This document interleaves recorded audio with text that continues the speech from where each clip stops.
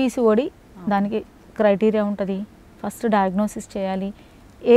ఏజ్లో డిటెక్ట్ చేసాము దానికి వాళ్ళకి ఇమ్మీడియట్గా వాళ్ళకి వెంటనే పిల్లలు కావాలనుకుంటున్నారా, బిఫోర్ మ్యారేజ్ ముందు డయాగ్నోస్ చేశారా, మ్యారేజ్ తర్వాత డయాగ్నోస్ చేశారా అనేది చూసుకొని హార్మోన్ లెవెల్స్ చేయాలి. ఫస్ట్ హార్మోన్ ప్రొఫైల్ ఉంటుంది వాళ్ళకి, హార్మోన్ టెస్ట్లన్నీ చేసి హార్మోన్స్ ఇంబ్యాలెన్స్ ఏదైనా ఉంటే దానికి ట్రీట్మెంట్ ఇస్తాము.